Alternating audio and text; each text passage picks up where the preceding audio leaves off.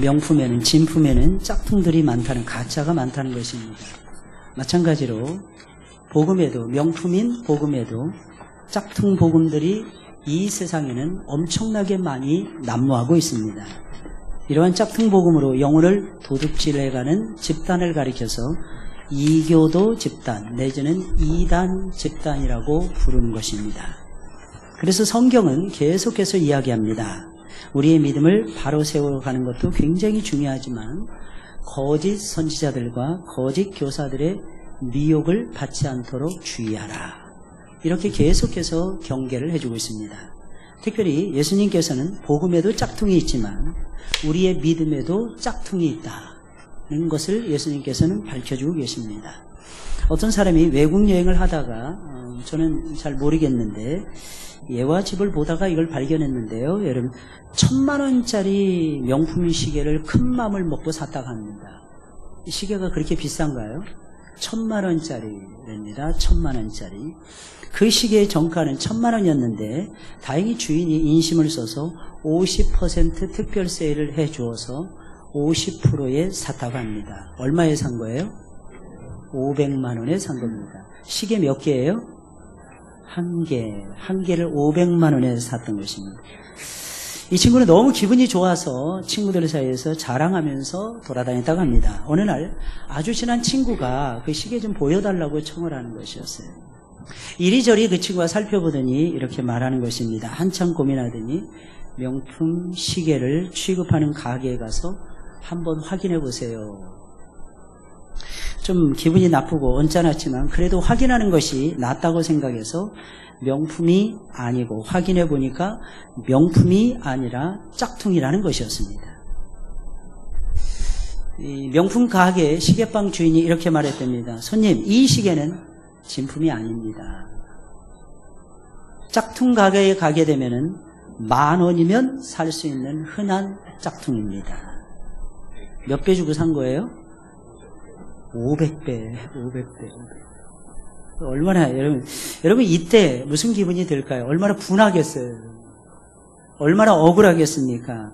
거의 미치고 속이 뒤집어지겠죠, 여러분. 그런데 그것은 아무것도 아닙니다, 여러분. 만약에 우리가 마지막 날에 주님 앞에 섰는데 우리가 짝퉁이라는 것이 드러나면 어떻게 될까요? 나름 우리는 열심히 신앙생활 했어요. 지금 내 믿음이 명품이냐 하는 것입니다. 너무 눈높이를 높게 가져갔나요? 그냥 목사님 진품이면 되죠. 예, 맞습니다.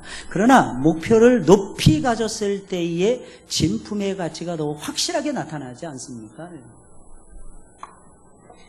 내 믿음은 지금 명품일까요? 짝퉁일까요?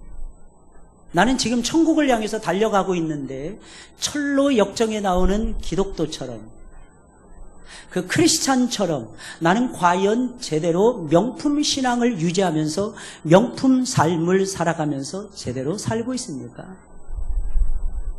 주변에 신앙생활하는 사람들을 자세히 보세요, 여러분들. 명품이 많을까요? 짝퉁이 많을까요? 우리는 지금 어떤 상태에 놓여져 있을까요? 그저 우리는 교회만 다니면 되는 걸까요? 아니면 지금 상태에서 머무르지 않고 계속해서 저 높은 곳을 향해서 더 나은 신앙을 향해서 더 나은 인격을 향해서 더 나은 봉사를 향해서 더 나은 아름다운 삶을 향해서 나아가야 할까요? 우리의 믿음이 이대로 괜찮은 걸까 하는 질문을 던지면서 본론으로 들어가려고 합니다. 예수님은 교회 안에서도 엄연히 잘 들으셔야 됩니다. 엄연히 좋은 곡식이 존재하고 가라지가 존재한다고 말씀하십니다. 여러분, 좋은 곡식은 곡식이죠. 가라지는 뭘까요? 곡식일까요? 아닐까요? 아니에요. 여러분 잘 아시죠? 농사를 시골에서 성장하신 분들은 아실 거예요. 논두렁이나 밭두렁이에 보면은 가라지가 자라요. 근데 어떻게 보면 자세히 보면은 비슷해 보여요. 그죠? 이게 곡식인지 가라지인지. 근데 분명히 곡식이 아닙니다. 예수님의 말씀에 의하면 교회 밖이 아니라 교회 안에도 엄연히 가라지가 있다는 것입니다. 마태복음 13장 24절 30절에 있는 말씀이에요. 예수께서 그들 앞에 또 비유를 베풀어 가라사대. 마태복음 13장은 비유의 연속입니다. 천국은 좋은 씨를 제밭에 뿌린 사람과 같으니 사람들이 잘 때 그 원수가 와서 곡식 가운데 가라지를 덧뿌리고 갔더니 싹이 나고 결실할 때 가라지도 보이거늘 집주인의 종들이 와서 말하되 주여 밭에 좋은 씨를 심지 아니하였나이까. 그러면 가라지가 어디서 생겼나이까. 주인이 말을 합니다. 원수가 이렇게 하였구나. 종들이 말합니다. 그러면 우리가 가서 이것을 뽑기를 원하시나이까. 주인이 말합니다. 가만두어라. 가라지를 뽑다가 곡식까지 뽑을까 염려하노라. 둘 다 추수 때까지 함께 자라게 두어라. 추수 때 내가 추수꾼들에게 말하기를 가라지는 먼저 거두어 불사르게 단으로 묶고 곡식은 모아서 내 곡간에 넣으라 하시리라. 여러분, 이 말씀은 분명히 이런 뜻입니다. 이 세상에 좋은 곡식과 가라지가 있다는 그런 말씀이 아니에요. 이 말씀은 무슨 말이겠습니까? 교회 안에 우리가 생각하기에 전부 다 천국을 바라보면서 살아가고 있는 하나님의 백성들이 그 가운데 좋은 곡식과 가라지가 공존한다는 것입니다. 좋은 곡식과 가라지는 언제까지 교회 안에 공존할까요? 예수님 말씀하십니다. 추수 때까지 공존한다는 거예요. 교회에 다니는 사람들 중에 어떤 사람은 좋은 곡식이고 이 말은 어떤 사람들은 가라지라는 것입니다. 예수님께서는 굉장히 무서운 말씀을 지금 들려주고 있는 것입니다. 물론 교회 안에 있는 대부분의 교인들은 이렇게 생각할 것입니다. 나만은 가라지가 아닐 거야. 나는 가라지가 아닐 거야. 내지는 가라지가 되지 않기를 간절히 소망하고 있을 것입니다. 그런데 예수님 말씀하십니다. 교회 안에 엄연히 좋은 곡식과 가라지가 공존한다는 것입니다. 그러면 예수님은 어떤 사람을 좋은 곡식이라고 부르시고 어떤 사람을 가라지라고 칭하실까요? 예수님 말씀하십니다. 바른 복음을 듣고 바른 믿음을 소유해서 신앙의 집을 멋지게 지어가는 사람은 좋은 곡식이라는 것입니다. 다시 말씀드립니다. 바른 복음의 말씀을 듣고 바른 복음의 말씀에 바르게 반응해서 바른 믿음을 소유하고 바른 믿음의 법도를 따라서 자기의 인생의 집을 멋지게 지어가는 사람은 분명히 좋은 곡식이라는 거예요. 당연히 거꾸로 얘기하자면 다른 복음을 붙들고 있는 사람은 가라지가 된다는 것입니다. 그리고 바른 복음을 붙들고 있다 할지라도 다른 복음으로 사는 사람 역시 가라지가 된다는 것입니다. 바른 복음과 바른 믿음이 맞물려야 된다는 것입니다. 바른 복음을 아는 것으로 그쳐서는 안 된다는 것입니다. 바른 복음을 깨달아야 된다는 것입니다. 바른 복음을 소유하는 데서 그쳐서는 안 된다는 것입니다. 바른 복음을 소유하셔야 된다는 것입니다. 거기에 비례해서 바른 믿음을 가지셔야 된다는 것입니다. 내가 생각하는 믿음이 아니에요. 세상이 인정해주는 믿음이 아닙니다. 주변에 있는 사람들이 생각하는 그런 믿음이 아닙니다. 어떤 믿음입니까? 하나님이 마지막 날에 인정해 주시는 믿음이라는 거예요.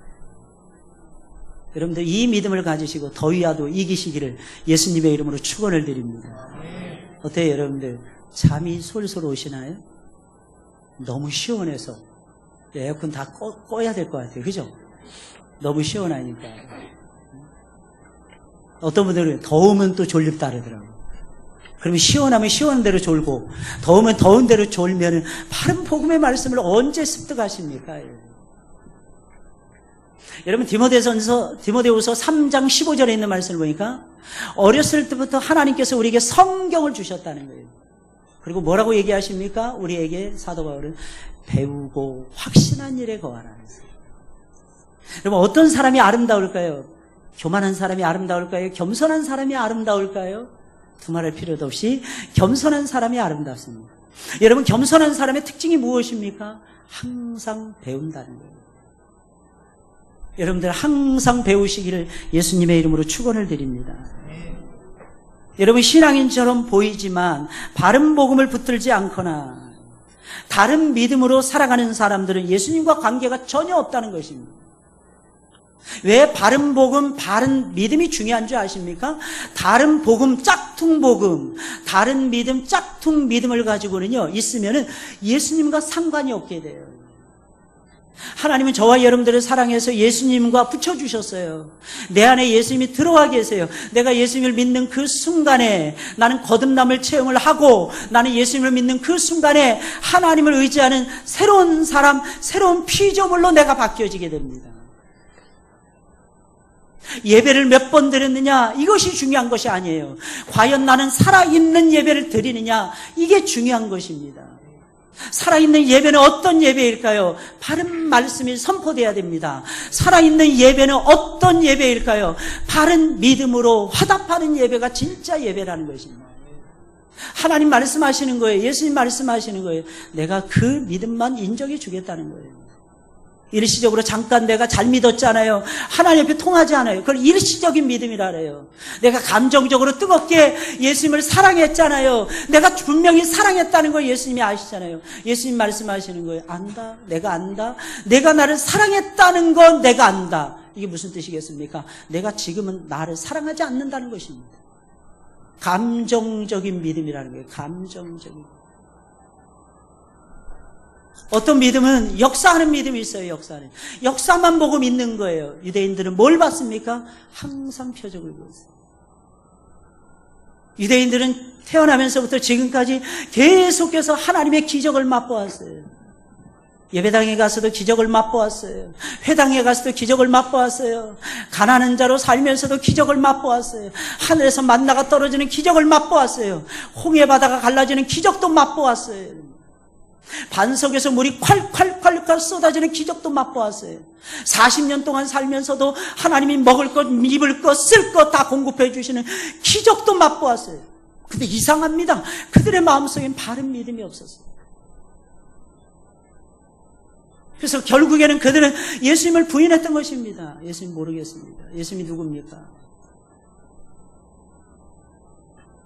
베들레헴에서, 나사렛에서, 무슨 그런 촌동네에서 그리스도 메시아가 출생한단 말입니까?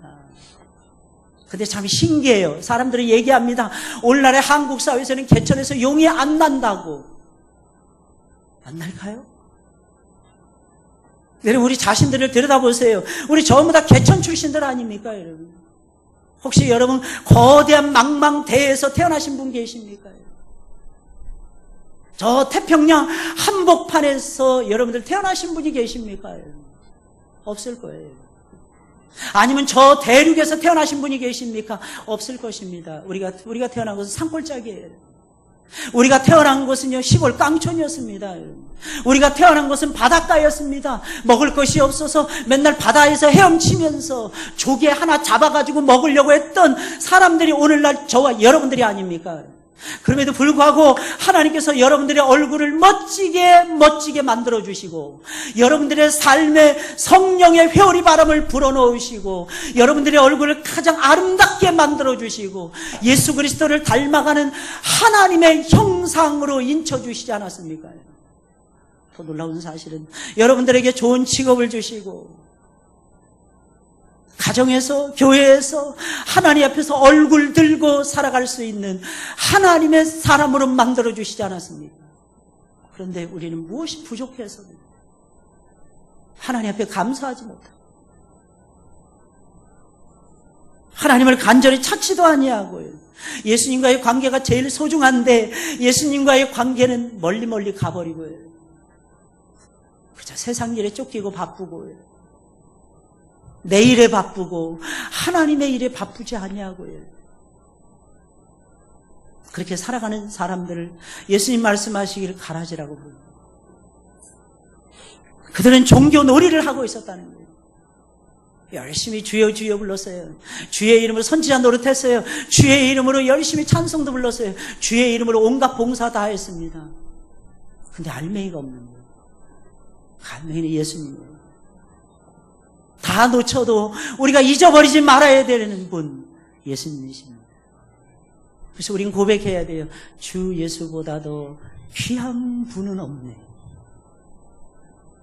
그 주님 때문에 웃어야 됩니다. 그 주님 때문에 여러분들의 심령이 시원해지셔야 돼요. 그 주님 때문에 여러분들의 삶이 일어나셔야 되는 것입니다. 다른 복음을 붙들고 사는 자와 오염되고 변질된 다른 복음으로 사는 자들이 공존하고 있어요. 바른 복음 안에서 명품 신앙을 가진 사람과 다른 복음을 붙들고 진짜라고 우겨대는 사람들, 바른 복음을 붙들더라도 다른 믿음에 빠져가지고 짝퉁 신앙을 가진 자들과 우리는 함께 어울려서 교회 생활을 하고 있는 것입니다. 우리는 과연 어떨까요? 바른 복음, 바른 믿음을 붙들고 살아가고 있을까요? 또한 교회 안에는 같은 곡식이라 해서 다 똑같은 것이 아닙니다. 알곡과 쭉정이가 갈라진다는 것입니다. 예수님 분명히 그렇게 말씀하고 계십니다. 오늘 본문의 말씀이에요. 손에 키를 들고 자기의 타작마당을 정하게 하사, 누굴까요? 주인이신 예수님이에요. 주인이신 성령님이십니다. 알곡은 모아 곡간에 들이고 쭉정이는 꺼지지 않는 불에 태우시리라 그랬어요. 결국 알곡은 천국 곡간에 들어가는 것이고 쭉정이는 지옥불에 떨어진다는 뜻입니다. 알곡과 쭉정의 비율을 보게 되면 둘 사이에는 두 가지 요소가 있어요. 하나는 공통점이 있고 하나는 이질적인 점이 있다는 것입니다. 공통점은 무엇입니까? 둘 다 곡식이니까 겉보기에는 똑같다는 것입니다. 여러분 그런 거 있죠? 가을에 밤을 샀어요. 밤값이 너무 싼 거야. 딴 데 같으면 한 대에 2,000원 하는데 500원에 주는 거야. 너무 신나가지고 밤을 쪘습니다. 밤을 쪄가지고 반을 딱 가른 순간 보니까 3분의 2 이상이 전부 다 벌레 먹어 있네. 그렇게 한번 속아보신 적이 있습니까? 많이 속아봤죠. 심지어는 아껴 먹는다고, 심지어는 어떤 사람들은 그것을 냉장고 속에, 냉동실에다가 보관합니다. 너무 신기한 군요. 이 밤 속에 있는 벌레가 어찌나 센지 여러분. 냉동고 안에서도 안 죽어. 얘네들 더 번식해. 막 살아서 다른 밤 속으로도 막 파고 들어갑니다. 그래서 어떻게 하시느냐? 대부분 지혜로우신 어머니들은 쪄서 밤을 아예 익혀서 냉동고에 넣습니다. 왜? 그래야만이 그 밤이 다른 밤까지 썩지 않은 거예요. 어린 시절에 제가 막 신혼 때 일이었던 것 같아요. 여름에 교육전도사니까 방학을 해가지고 집에 혼자서 누워있는 닭 2마리에 1,000원이요 1,000원이요. 깜짝 놀랐어요. 이 닭값이 이렇게 싸나? 자다가 일어나가지고 벌떡 주머니 뒤져가지고 닭 2마리를 샀습니다. 3시간을 삶아도 질겨요. 얼마나 놀랐는지 제가. 밤새도록 끓였는데 질겨. 저는 그렇게 질긴 닭 처음이었습니다. 사이즈가 크지 않았어요. 작았어요. 그래서 속지 않으려고 그거 살펴보면서 샀죠. 나중에 보니까 완전히 노개 중에 노개예요. 아무리 삶아도 맛이 없는. 이빨이 아파서 못 먹는 이빨. 여러분, 우리의 모습이 어떠한지 한번 살펴보셔야 돼요. 겉으로 보기엔 똑같은 닭이에요. 속에는 쌩쌩한 닭이 있고 속이 죽어있는 닭입니다. 속이 텅 비어있는 것이 있습니다. 여러분 그것을 가리켜서 쭉정이라는 곡식이에요. 나달이라니까요. 보리라니까요. 쌀이라니까요. 겉보기에는 밀 똑같다니까요. 여러분들 같은 것은 똑같은 표면적인 모습을 가지고 있다는 거죠. 다른 점은 알맹이가 하나는 있고 하나는 알맹이가 없다는 것입니다. 여러분 신앙인의 외적 형태를 갖춘 전형적인 종교인들이 얼마나 많이 있는지 몰라요. 마태복음 7장 22절에서 엿볼 수 있어요. 그날에 많은 사람이 나더러 이르되 주여 주여 우리가 주의 이름으로 선지자 노릇하며 주의 이름으로 귀신을 쫓아내며 주의 이름으로 많은 권능을 행치 아니하였나이까. 이들은 신앙인의 외적 형태를 골고루 다 갖추고 있었어요. 누가 봐도 딱 봐도 신앙인처럼 보였다는 것입니다. 심지어는 본인들조차도 착각했어요. 나는 구원의 확신이 있는 바른 신앙인이야. 본인들조차도 확신하고 있었다는 거예요. 여러분 이단이 무서운 것이 무엇인 줄 아십니까? 이단은요 우리보다도 더 확신에 차서 신앙생활하고 있다는 거예요. 그래서 역사도 굉장히 많아요 그들에겐. 왜? 귀신들이 딱딱 맞춰서 주니까. 여러분들 착각하지 마세요. 그건 분명히 귀신의 장난질이에요. 바른 신앙이 아니에요. 여러분. 역사하는 믿음이 아니라 여러분 성경적 믿음을 가지셔야 돼요. 성경적 믿음. 여러분 성경적 믿음은 무엇입니까? 죽으나 사나 하나님 바라보는 거예요. 예수님, 날 사랑해서 돌아가신, 십자가에서 달려 돌아가신 예수님, 그 예수님을 변함없이 사랑하는 것입니다. 그리고 더 나아가서는요, 여러분 놀라운 사실이 있습니다. 거기서 멈추는 것이 아니라 주님과 함께, 복음과 함께.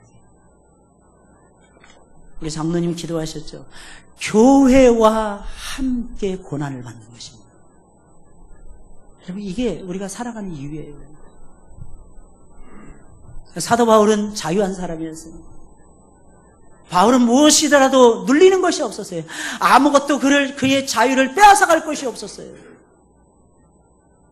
그는 항상 자유했습니다. 그래서 그는 아시아를 누볐어요. 유럽을 누볐습니다. 나중에 로마로 가고 싶었어요. 로마에 가서도 네로 황제에게 복음을 전달하고 싶었고, 다시 로마의 성도들의 지지를 받고 서바나에 가서, 오늘날의 스페인에 가서, 그때 당시에 땅끝이 다시 쓰였으니까요, 복음을 전하는 야무진 꿈을 가지고 있었습니다. 이게 바울의 모습이었어요. 그런데 딱 한 가지 바울의 발목을 잡는 것이 있었어요. 딱 한 가지 바울을 슬픔에 빠지게 만드는 것이 있었습니다. 바울을 힘들게 만드는 것이 있었고, 바울의 마음을 누르는 것이 있었습니다. 그것이 무엇인 줄 아십니까? 교회를 향한 염려였어요. 그분은 진짜 사도였습니다. 너무너무 신기한 것은 그가 복음을 전했던 고린도 교회조차도, 그가 복음을 전파했던 수많은 교회들조차도 그의 사도성을 부인했다는 거예요. 아예 교회 안에도 오지 마세요. 그들은 12사도가 아니지 않습니까? 근데 그들은 12사도를 한 번도 만나본 적이 없는 사람들이었어요. 12사도의 명성만 들어봤지 12사도가 전하는 하나님의 말씀을 듣고 거듭난 것이 아니었다는 것입니다. 그럼에도 불구하고 바울의 마음속에는 여전히 교회를 향한 사랑, 교회를 향한 염려가 그의 심령을 짓누르고 있었다는 것입니다. 무엇을 의미하는 것입니까? 그만큼 하나님을 사랑했다는 것 아니겠습니까? 여러분 신앙인의 외적인 형태는 골고루 다 갖추고 있다니까요. 축정이들도. 심지어는 본인들조차도 내가 믿음이 있어, 나는 천국 가는데 확실해, 의심 없이 말할 정도였어요. 그러나 이들은 신앙인이 아니었고 전형적인 종교인들이었습니다. 여러분 종교인들과 신앙인의 차이가 뭔지 아십니까? 종교인은 주님과 관계가 없어요. 잘하고 못하고의 차원이 아니에요. 여러분들 어느 정도 큰 일을 하고 작은 일을 하고 이런 차이가 아닙니다. 공로가 많고 적고 하는 차이가 아니에요. 여러분들 주님과의 관계가 어떻게 되어 있느냐, 이런 얘기입니다. 주님과의 관계가 제대로 설정되어 있으면 바른 믿음이에요. 바른 신앙인인 것입니다. 근데 그렇지 않으면요, 아무리 외적인 일을 많이 했나 할지라도, 누가 봐도 딱 봐도 그리스도인이라 할지라도 가짜일 가능성이 매우 높다는 것입니다. 예수님이 이렇게 평가하십니다.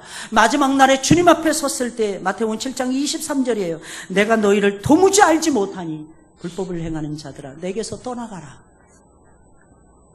예수님 단호하십니다. 그들은 분명히 이렇게 말했어요. 주여 주여, 우리가 주의 이름으로 선지자 노릇하며 주의 이름으로 귀신을 쫓아내며 주의 이름으로 많은 권능을 행하지 아니하였나이까.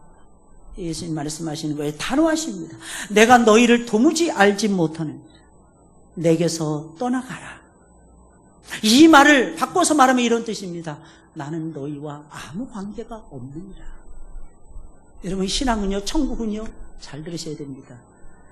첫 번째에서부터 마지막 부분까지 철저하게 예수 공로 의지에서 들어가는 거예요. 하나에서부터 10까지 예수님과의 관계 속에서 얻어지는 것이 천국입니다. 내가 무엇을 해서 얻는 것이 아니에요. 내가 주님 앞에 나서 봉사해서 얻는 것이 아닙니다. 그렇다고 하지 말라는 것이 아닙니다. 하세요. 하시면 여러분들이 복을 받을 것입니다. 하늘의 신령한 복을 누리게 될 것입니다. 땅에 기름진 축복이 여러분들의 것이 될 것입니다. 이유가 무엇입니까? 행함이 있으면 하나님께서 보상해 주시니까요, 여러분. 그러나 사랑하는 성도 여러분들, 착각하지 마세요. 많이 행했다고 해서 무조건 천국에 들어가는 것은 아닙니다. 천국은요, 예수님을 붙잡아야 들어갑니다. 예수님을 믿어야 들어가는 것입니다. 하나에서부터 10가지, 내 머리 잘 들으셔야 돼요. 내 영혼, 내 가슴, 여러분들, 내 삶, 모든 것이 예수님과 관계가 되어 있어야 돼요. 예수님과 관계가 없으면 못 들어갑니다. 예수님 말씀하십니다. 여기서 불법을 행했다고 말씀하셨는데 이 말이 무슨 뜻일까요? 하나님의 법도를 어겼다는 뜻입니까? 율법을 어겼다는 뜻입니까? 여러분, 율법대로 살지 않았다는 뜻입니까? 아니에요, 여러분. 무슨 뜻일까요? 여러분? 믿음의 법도를 따라서 살지 않았다는 것입니다. 우리는 죄인들이에요. 여러분, 우리는 감옥에 들어가 있는 죄인들하고 똑같습니다. 감옥에 들어가 있는 사람들이 무슨 선한 일을 합니까? 아무리 선한 일을 하더라도 해적선에 타고 있는 해적은 해적일 뿐인 것입니다. 우리는 지금 해적선을 타고 망망대해를 항해하고 있었던 거예요. 거기서 일단 나와야죠. 그래서 우리 주님은 우리를 애굽에서 불러내신 거예요. 바벨론에서 불러내신 거예요. 그래서 우리 주님께서는 바벨론에서 잊지 말고 나오라고 불러내고 계시는 거예요. 세상에서. 여러분, 오늘은 여러분들이 하나님의 부르심을 받고 여기에 오신 것입니다. 목사님, 그런 말씀하지 마세요. 제가요, 의지가 대단합니다. 제가 이 의지가 없으면 예수님도 못 믿었을 거예요. 제가 이래봬도요, 자수성가한 사람이에요. 나는 한번 딱 정하면 그대로 갑니다. 그 말한 분들이 그 다음 주에는 교회에서 안 보이시는 분들이 꽤 있더라고요. 여러분, 교회는요, 오는 건 하나님이 부르셨기 때문에 오는 거예요. 여러분, 믿어지십니까? 교회는요, 내 맘대로 오고 가는 것이 아니에요. 하나님이 날 부르시니까 이곳에 오는 거예요. 아이, 목사님, 그런 말씀하지 마세요. 저 억지로 왔는데 오늘 안 오려다가 내가 몸부림치면서 왔어요. 안 오려고 했던 사람이 왜 옵니까, 여러분? 하나님이 부르시니까 오는 거예요. 하나님이 부르시면 거부할 수 없어요, 여러분. 여러분, 모세가 신의 산자락을 오릅니다, 여러분. 모세 입장에서는 이렇게 생각할 수 있어요. 역시 나는 체력이 돼, 체력이. 내 나이 80세지만 다른 노인네들 같으면 야, 이거 10분의 1도 오르다가 아마 지쳐서 돌아갔을 거야. 그런데 나에겐 체력이 있어. 그래서 나는 이 암벽을 거슬러 올라가는 거야. 많은 사람들이 저 가시떨기 활활 타오르는 불꽃을 전부 다 봤어. 근데 저게 진짜 살라지지 않는 하나님의 불꽃, 여호와의 불꽃이라는 걸 아무도 깨닫지 못했잖아. 나만 깨달았어. 나만 깨달았어. 역시 나는 이지적이야. 나는 대단해. 이 이지성을 가지고 나는 하나님을 만나러 호렙산에 지금 올라가고 있는 거야. 과연 그랬을까요? 과연 그랬을까요? 아무것도 아니었어요. 모세는 호렙산에 오르기를 싫어했을지도 모릅니다. 근데 올라간 거예요. 가다 보니까 올라간 거예요. 이유가 무엇이면, 첫째, 하나님이 그를 부르셨기 때문입니다. 간절히 부르시는 거예요. 모세가 가시떨기 앞에서만 모세야 모세야 들었다고 생각하십니까? 아니에요. 하나님은 모세의 양심을 통해서, 하나님은 모세의 삶을 통해서 모세야 모세야 계속 부르시는 거예요. 그리고 올라가다 보니까 가시떨기가 지척에 있는 거예요. 아, 조금만 가면 될 것 같아. 조금만 가면 하나님 만날 것 같아. 가다 보니까 중턱이 되고, 가다 보니까 산마루가 되고, 가다 보니까 가시떨기 불꽃 앞에 섰던 것입니다. 누가 힘을 줬을까요? 주님이십니다. 누가 우리 어린이들에게 생명을 주셨을까요? 요즘 보세요. 11개월짜리가 이불에 덮여서 죽잖아요. 4살 먹은 아이를 세상에 그 조그만 차에서, 우리 봉고차 같은 조그만 스타렉스 같은 조그만 차에서 아이가 탔는지 내렸는지도 모른다면 이거 심각한 문제 아닙니까? 아이들을 돈벌이의 수단 정도밖에 못 봤다는 얘기죠.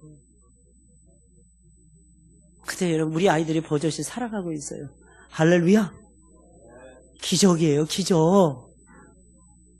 여러분, 걸어서 이렇게 일사병이 걸려서 어제까지 통계적으로 우리나라에만 8명이 돌아가셨나요? 근데 여러분 죽지 않고 살아오셨잖아요. 할렐루야. 여러분, 돌아가실 때도 여러분들 죽지 말고 잘 돌아가시기 바랍니다. 착각하지 마세요. 우리는 쭉정이들이었어요. 속이 텅텅 비어 있었어요. 하나님과 원수였어요. 죄인이었어요, 여러분들. 그저 육신의 정욕, 안목의 정욕, 이생의 자랑에 붙들려 살아가고 있었던 죄인들이었어요.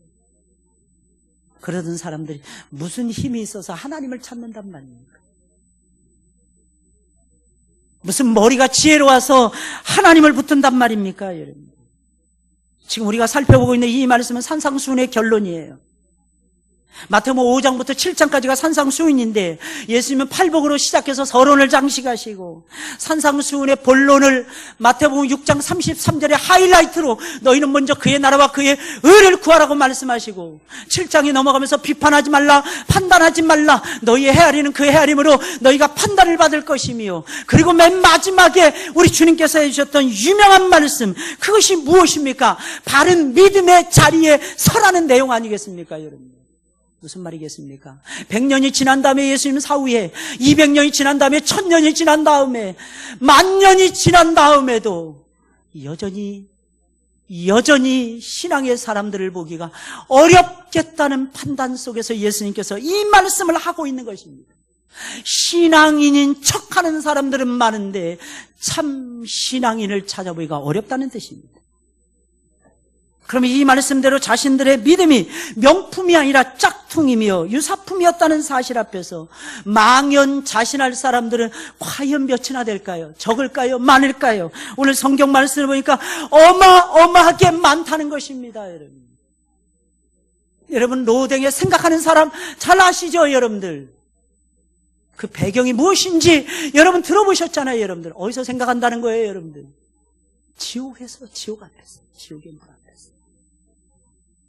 늦었을까요? 안 늦었을까요, 여러분? 늦었어요.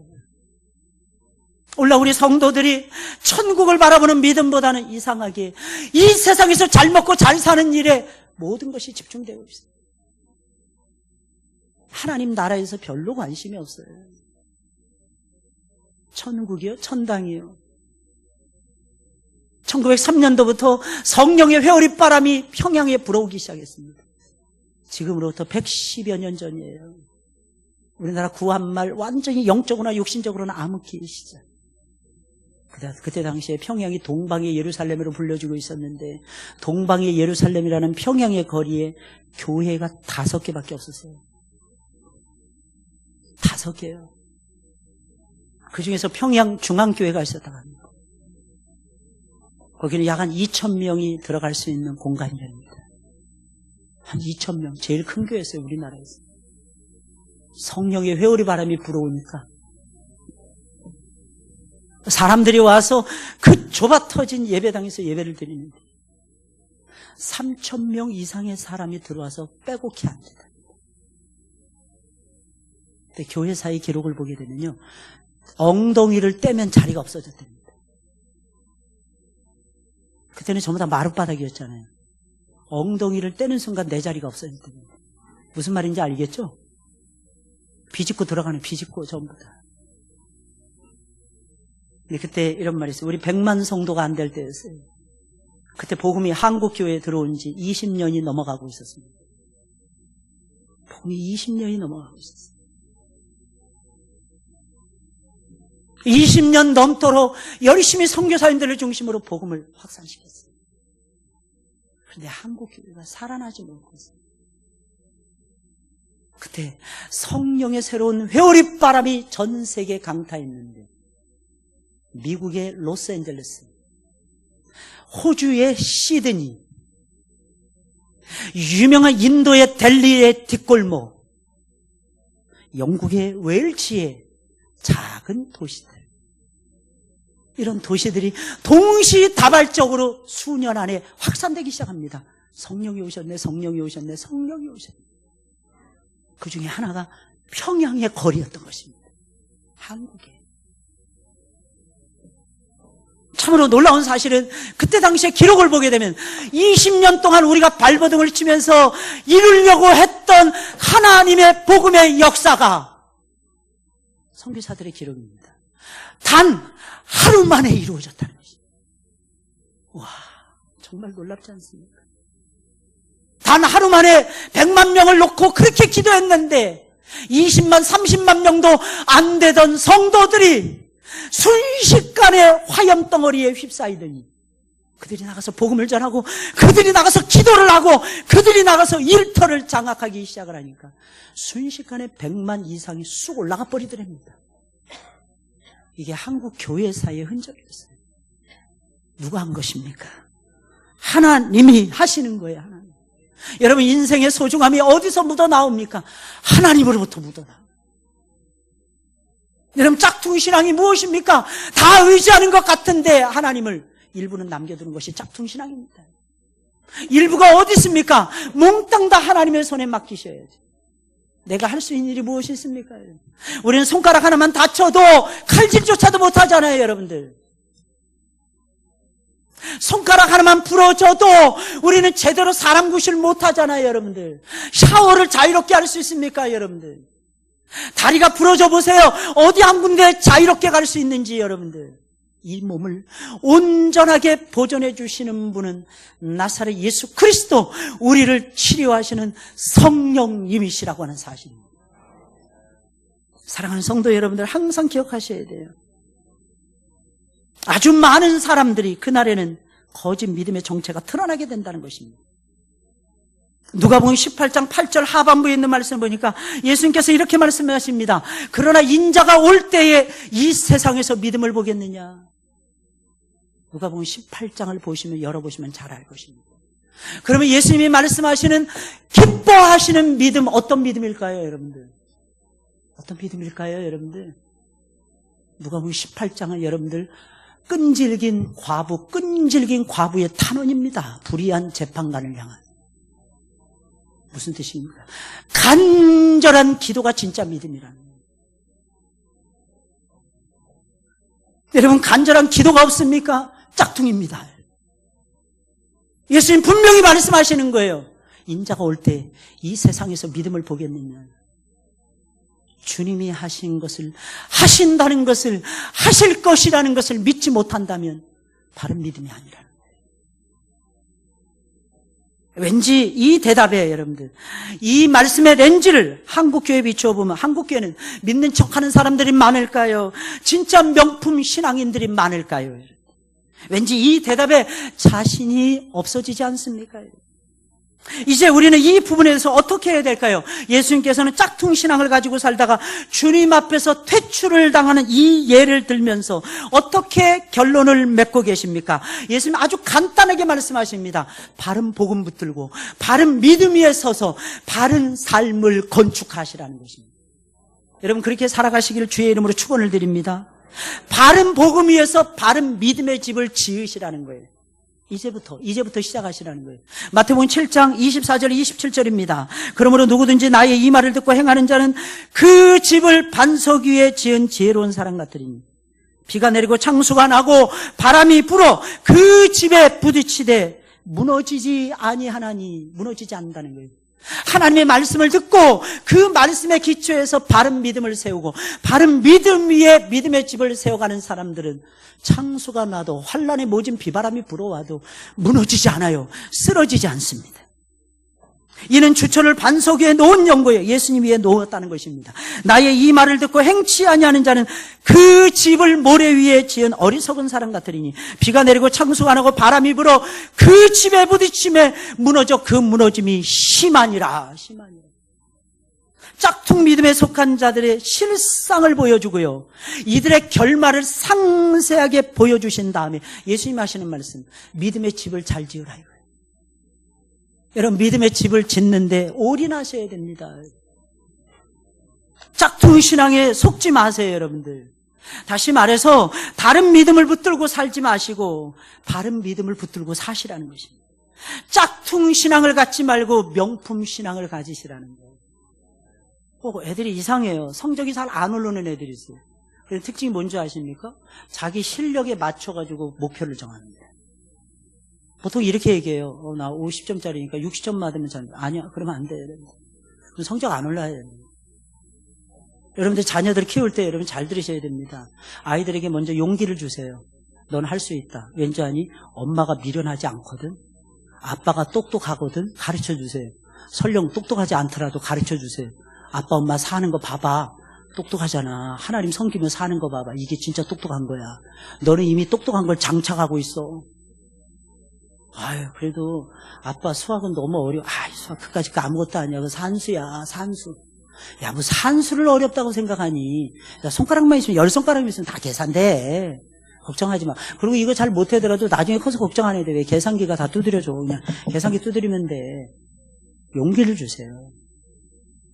얘 이놈아, 너는 아빠는 말이야 1학년 때 학교 들어가기 전에 한글 다 떼는데 너 이게 뭐야. 그래, 애들은 벌써 기가 죽는 거야. 걱정하지 마라. 대기만성이란다. 어떤 아빠가 있었대잖아요, 여러분. 어떤 아이가 공부를 쭉 살아 진짜 못했던 모양이에요. 가밭에 양이 났답니다. 다 가야. 근데 양이 한두 가지 있는. 다 얘기만 너 이렇게 공부 못하니. 아빠는 하시는 말씀. 얘야, 편중되게 공부하지 마라. 왜 어떤 과목은 좋아하고 어떤 과목은 좋아하지 않아서. 왜 양까지 맞았니? 양. 똑같이 가를 맞든지 얘야. 치중해서 공부하지 마. 그랬답니다. 두 번째는 뭔지 아십니까? 아이들이 꿈을 심어주세요. 걱정하지 마. 아빠가 말이야 널 위해서 기도하는데 너 1등 할 거야. 너 올백 맞아 올 날이 머지 않았어. 아빠 그게 가능해? 가능해. 야, 아빠의 전설적인 얘기 한 토막 들려주는 거예요. 사실은 그게 전설도 아니고 어쩌다가 소 뒷발질해서 한 번 딱 100점 맞은 거야. 막 부풀려서 얘기해 주는 거야. 그럼 애는 생각하는 거예요. 그렇지, 나도 되지. 될까요? 안 될까요? 많은 사람들이 얘기하는 게 있잖아요, 여러분. 에디슨이나 아인슈타인이 대한민국에서 태어났으면 세계적인 과학자, 세계적인 발명가가 될 수 있었을까? 불가능했어요. 정말 불가능했습니다. 그 두 사람 공통점이 딱 하나 있어요. 수학만 잘하는 아이들이었습니다. 수학만. 그런 애들은 한국에서 기표고 살 수 없어요. 한국에서는 다 잘해야 됩니다. 그게 어디 쉽나요? 근데 나중에 살면서, 여러분들 살면서 한 가지만 잘해도 얼마나 대단한 일입니까? 내가 한 가지만 똑소리 나게 잘해. 애들한테 가르쳐 주는 거예요. 너 분명히 잘 될 거야. 목표를 크게 잡는 거예요. 여러분들도 마찬가지예요. 신앙의 목표를 크게 잡으세요, 여러분들. 작게 잡지 마시고. 명품 신앙인으로 잡으세요, 여러분들. 제발, 제발. 나 이 정도면 괜찮을 거 아니에요. 에이, 목사님, 어떤 집사보다도 내가 더 잘해요. 누가 모릅니까? 잘하는 거? 내가 어느 권사님보다 나아요. 누가 모릅니까, 여러분들? 문제는 하나님 앞에서 인정받으셔야죠, 여러분들. 하나님 앞에 인정받는 여러분들이 되셨으면 좋겠어요. 여러분 생각해 보세요. 예수님이 십자가에서 자신의 몸을 찢으셨어요. 물과 피를 다 쏟아내셨어요. 그런데 자신의 백성들이 오염되고 더럽고 변질된 다른 믿음으로 나아가고 있어요. 예수님의 마음이 어떠시겠습니까, 여러분? 예수님이 지금 그 마음을 가지고 간절히 말씀하고 있는 것입니다, 여러분. 먼 훗날 너희들의 믿음을 한번 달아보라. 이것도 아니에요, 예수님께서는. 지금 너희들의 믿음을 보라는 것입니다. 변질된 복음에 빠지지 말고 변질된 믿음을 붙들고 이 정도면 되겠다 안위에 빠져서 살아가지 말고, 여러분들. 저는 푼 것을 향해서 끝없이 도전하라는 거예요. 배우고 또 배우라는 것입니다. 무릎 꿇고 또 무릎 꿇으라는 것입니다. 기도하고 또 기도하라는 것입니다. 때가 되면 하나님이 역사해 주실 것입니다. 사탄이 만들어낸 거짓 믿음에 속지 마세요, 여러분. 우리의 믿음을 진단해야 됩니다. 명품입니까? 진품입니까? 가품입니까? 짝퉁입니까, 여러분들? 내 믿음이 명품이 아니라면 짝퉁이라는 뜻이겠죠. 명품을 향해서 나아가야 돼요. 하나님, 나는 명품이 아닙니다. 나는 그러나 소망이 있습니다. 명품 되기를 원합니다. 그래서 하나님 앞에 인정받기를 원합니다. 다른 건 몰라도 하나님 앞에 인정받기를 원합니다. 이 마음 가지고 승부를 거시길 여러분들이 되시길 주의 이름으로 축원을 드립니다. 우리 찬송 부르겠습니다. 375장이에요.